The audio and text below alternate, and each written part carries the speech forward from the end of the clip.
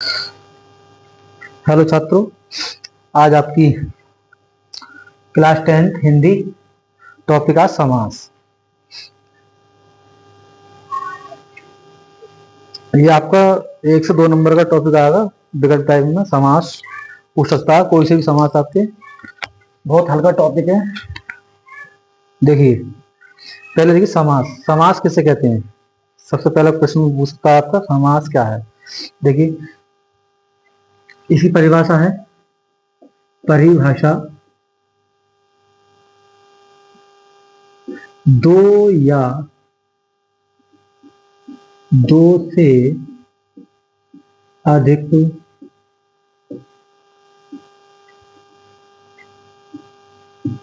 शब्दों के मेल से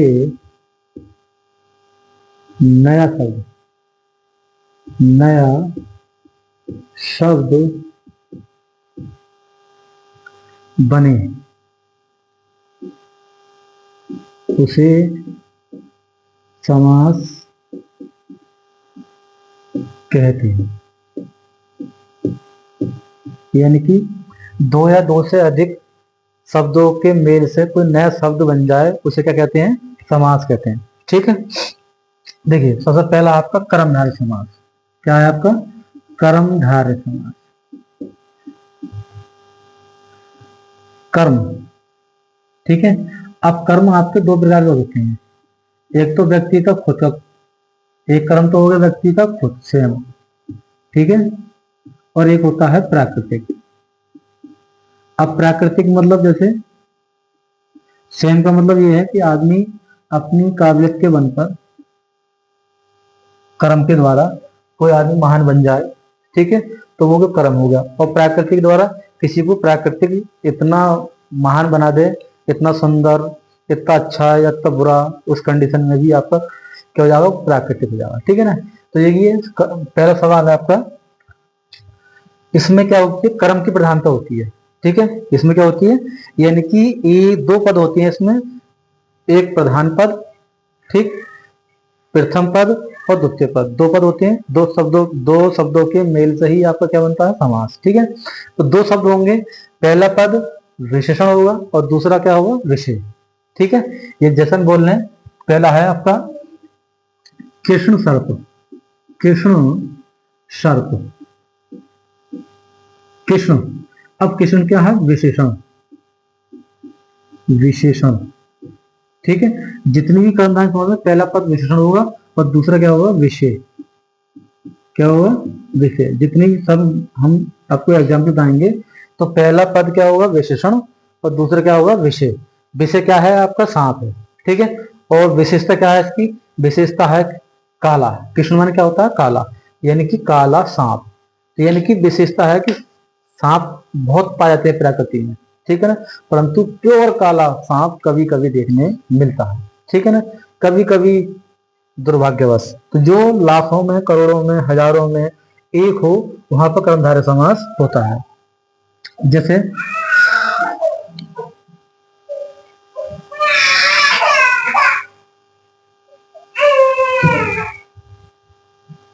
जैसे अगला है टॉपिक, नील गगन। नील माने नीला, गगन माने आकाश। तो नील आकाश क्या होता है? कभी कभी दुर्भाग्य से बारिश पड़ जाए और पूरा मौसम एकदम सफा हो जाए, बिल्कुल घनघोर, तो कभी कभी बादल के साथ बारिश पड़ने के बाद, तो ये कभी कभी साल में एक आध बार, एक कुछ समय के लिए ये फल मिल जाता है, नील गगन। ठीक है। नील आकाश। तो इसमें क्या होगा? आपका नील क्या होगा? विशेषण होगी। गगन की विशेषता क्या है? नीला। तो विषय क्या है? आप गगन। आपका विशेषता क्या हुई इसकी? विशेषण क्या हुआ आपका? नील, नीला है। ठीक है। अगला है आपका पीत वसन। पीत वसन। पीत माने होता है पीला, और वसन माने क्या होता है? कपड़ा। यानी कि कपड़े की विशेषता क्या है? कि पीला है। तो विशेषण क्या हो गया इसमें? पीला। पीत माने क्या होता है? पीला। वसन माने क्या होगा? कपड़ा। यानी कि विशेषता हो गई पीला कपड़ा। ठीक है। अब देखिए, अधपका। क्या हो गया टॉपिक अगला? अधपका। अब खाना या तो कच्चा होगा और या होगा पका, परंतु विशेषता क्या है? कि खाना है, परंतु क्या है? अधपका। ठीक है। अर्ध पका माने आधा पका हुआ, कैसा है वो आपका आधा पका हुआ, ठीक। तो इसमें क्या होगा आपका कर्मधारय। आपको खाली इतनी पूछा होगा, एक शब्द दे रखा होगा कि इसमें बताइए, तो क्या होगा इसमें अर्ध पका माने आधा है पका हुआ जो, है ना, आधा पका है जो खाना पका। जैसे प्रधान अध्यापक, प्रधाना अध्यापक, ठीक। अब अध्यापक क्लास में किसी भी संस्था स्कूल में, ठीक है, 10, 5, 6, 8, 10, 20, 50 भी हो सकते हैं, और प्रधानाचार्य क्या होगा उसमें एक होगा। तो इसकी विशेषता क्या हो गई, ये प्रधान है, अध्यापक है, तो विशेषण क्या है प्रधान, ठीक है, प्रधान अध्यापक प्रधानाचार्य है, ठीक है। तो प्रधानाचार्य क्या होगा स्कूल में एक होगा, ठीक है। अगला देखिए परमा आनंद, परमा आनंद। अब परम आनंद बहुत होते हैं आपके, परंतु वो आनंद जो सब आनंदों से बड़ा हो, यानी कि परमा आनंद कहलाएगा आपका, ठीक है। क्या कहलाएगा परमानंद, यानी कि सब आनंदों से ऊपर, ठीक है। ऐसा आनंद नहीं संपत्ति है परंतु फिक्र है, आदमी के पास संपत्ति हो गई परंतु टेंशन है, ठीक है, का वहां जाना यहाँ जाना, ये करना वो करना है, ये ऑर्डर करना है, ये लाना है छोड़ना है, इस तरह की टेंशन, तो वो परमानंद नहीं आएगा। दौलत है परंतु आनंद नहीं है। परम आनंद जो है ईश्वर की भक्ति में लगे हुए हैं, कोई फिक्र नहीं खाने की, ना कोई कपड़े की, ना किसी चीज की, जैसे मिल रहा है चल रहा है, तो उसे बोलते हैं परम आनंद। आनंदों का भी आनंद, क्या बोलते हैं उसे परम आनंद, ठीक है। अगला देखिए श्वेत कमल। श्वेत माने क्या होता है सफेद, और कमल माने क्या होता है कमल। तो कभी श्वेत कमल देखा तुमने, नहीं, ये कभी कभी बिरले आदमियों को देखने मिल जाता है। तो इसकी विशेषता क्या कमल की, श्वेत है, सफेद कलर, बिल्कुल, ठीक है। तो ये कभी कभी ये भाग्यशाली पुरुषों को मिल जाते हैं देखने। शत पुरुष, शत पुरुष, सत पुरुष का मतलब हो गया, सत्य माने होता है सत्य, और पुरुष माने होता है आदमी, है ना, यानी कि सत्य बोलने वाला पुरुष, सत्य बोलता हो वह पुरुष। तो क्या होगा, ये भी कभी करोड़ों में एक आधा आदमी मिल जाएगा जो हमेशा सत्य बोलता हो, ठीक है, ठीक है। तो ये आपके 8-9 हो गए। अब देखिए उपमेय और उपमान वाले, इसमें एक टॉपिक होता है उपमेय और उपमान वाला, ठीक है। इसके क्या क्रम, कृष्ण सर्प, कृष्ण माने क्या होता है काला, और सर्प माने सांप, यानी कि सांप की विशेषता क्या है प्योर काला है। तो इसमें ये पहला पद क्या होता है विशेषण, और दूसरा पद क्या होता है विषय। जितने भी हैं पहला पद इनमें विशेषण है, विशेषता बताने वाला, दूसरे पद की पहला पद विशेषता बताने वाला। देखो इसमें दूसरा पद क्या है गगन, तो विषय आपका ये है गगन, परंतु विशेषता क्या है नीला है। ये क्या है वस्त्र क्या है आपका विषय है, परंतु विशेषता क्या है इसकी, विशेषण क्या है कि पीला है। खाना पका है तो पकना भी अध पका है, विशेषता क्या है इसकी अध पका। अध्यापक है परंतु विशेषता क्या है इसकी, विशेषण क्या है इसमें प्रधान अध्यापक है, ठीक है। आनंद है परंतु परम आनंद है, इसके ऊपर कोई आनंद नहीं है, ठीक है। कमल कहता है सफेद, विशेषता क्या कमल की कि कमल जो है बिल्कुल सफेद है। पुरुष कैसा है सत्य बोलने वाला, ठीक है। इसके बाद अगला टॉपिक देखिए, इसमें और देखिए उपमेय और उपमान वाले। उपमेय उपमान का मतलब होता है किसी की प्रकृति के साथ तुलना करना, ठीक है, या किसी की जानवर से प्राकृतिक वस्तु से तुलना जहाँ होती है वो उपमेय में उपमान की, ठीक है। आप समझिएगा इसमें भी।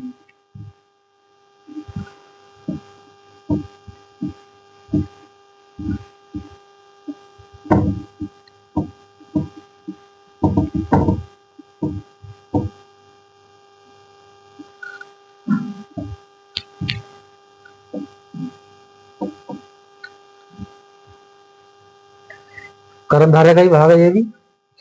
एक होता है आपका उपमेय,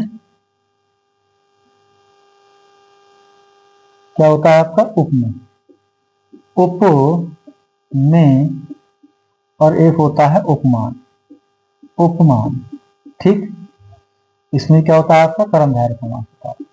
क्या होता है आपका कर्मधारय समास, जैसे क्या है घन और क्या है श्याम, घन श्याम। घन श्याम होता है, घन मान होता है घनघोर, और श्याम माने काला, यानी कि काला है परंतु बिल्कुल प्योर काला, दांत ही सफेद दिखाई दे रहे हैं, आंख ही सफेद दिखा रही परंतु ऊपर से नीचे दिखा प्योर काला है। तो इसके पीछे है घनघोर काला, क्या विशेषता होगी ये क्या है ना, यानी कि श्याम की विशेषता क्या है कि काला है परंतु कैसा है घनघोर काला है, तो ये क्या हो गया, उपमान क्या है आपका, इसमें श्याम, और उपमेय क्या है, घनघोर। ठीक है, घन, घन माने होता है बिल्कुल घनघोर काला। ठीक है, अब जैसे कमल है, ठीक है, और नैन, कमल नैन। अब कमल क्या है, कमल नैन, क्या शब्द है आपका, कमल नैन। ठीक है, अब नैन है आपके क्या है, आंखें, और कैसी आंखें हैं, कमल के समान सुंदर। दो, कमल क्या है, प्राकृतिक, प्राकृतिक के साथ तुलना किसी से आंखों की, तो यहाँ प्राकृतिक के साथ तुलना की जाती है, तो वहां भी आपका हो जाएगा जो कर कमल, यानी हाथ कैसे हैं, कमल के समान सुंदर, हाथ कैसे हैं, कमल के समान सुंदर। देखिए, कनक लता, कनक माने क्या होता है, सोना, कनक माने क्या होता है, सोना, और लता माने क्या होती है, बेल, यानी कि सोने की बेल। कभी देखी है आपने, नहीं। तो तुलना किससे हो रही, प्राकृतिक से, यह बेल की तुलना किससे हो रही है, सोने से।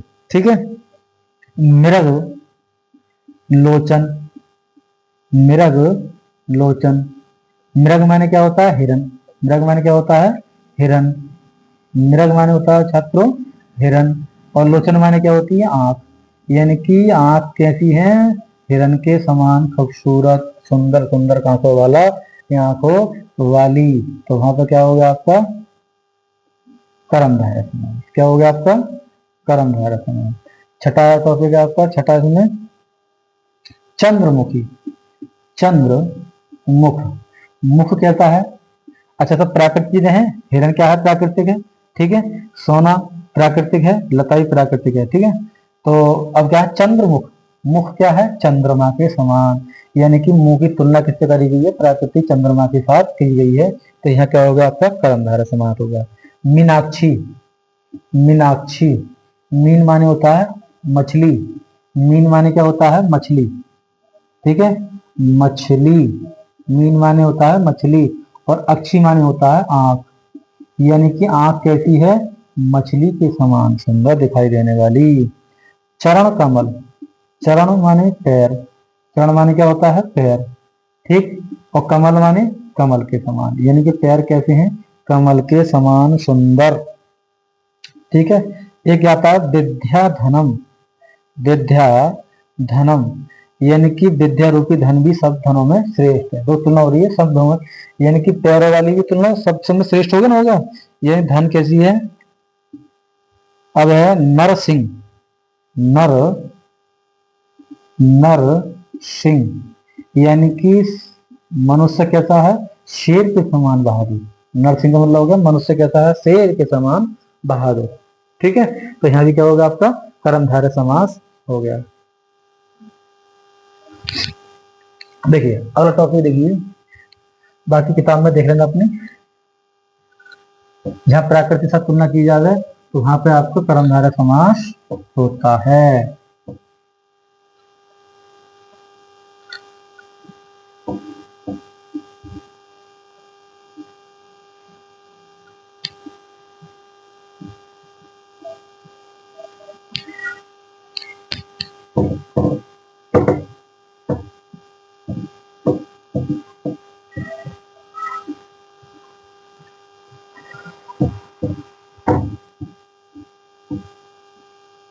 अगला समास है आपका द्विगु, द्विगु, कौन समास है आपका अगला, द्विगु समास।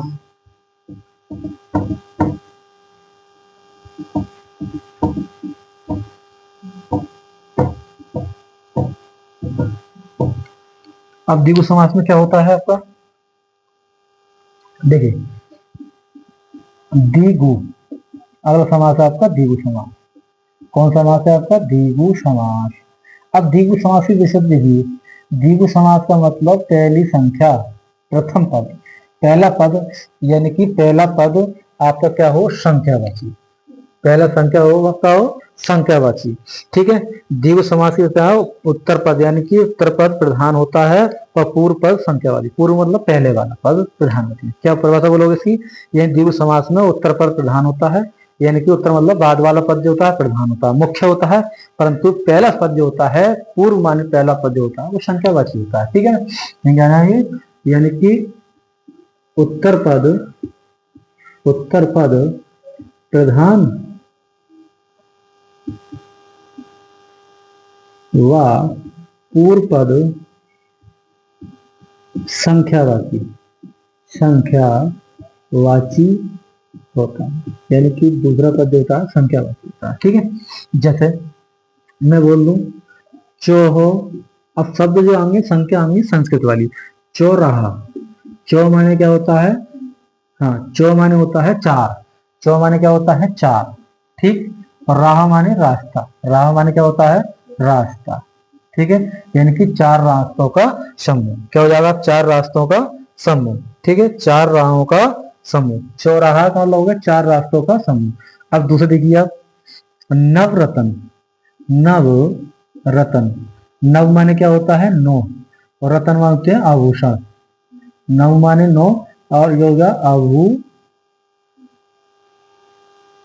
आभूषण, क्या बोल रहे इसे, आभूषण का समूह। यह नौ रत्नों का समूह, रत्नों का आभूषण मतलब रत्न, नौ रत्न नहीं रत्न, नौ रत्नों का समूह। समूह मतलब समूह बनाएंगे, इकट्ठे बनाएंगे, जहाँ जॉइंट होता हो वहां भी आप कहते हैं कि द्विगु समास होता है।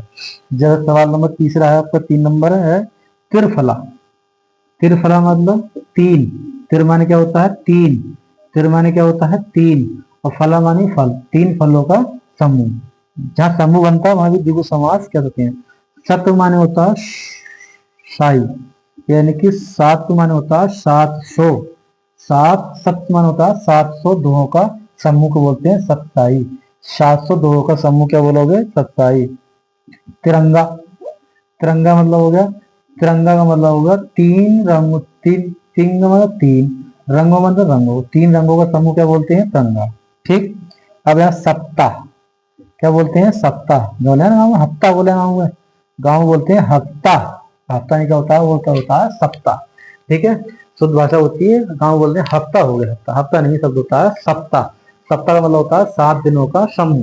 क्या होता है सात, सप्त माने होता है 7, और रहम दिन है सप्ताह, 7 दिनों का समूह। क्या बोलोगे 7 दिनों का समूह।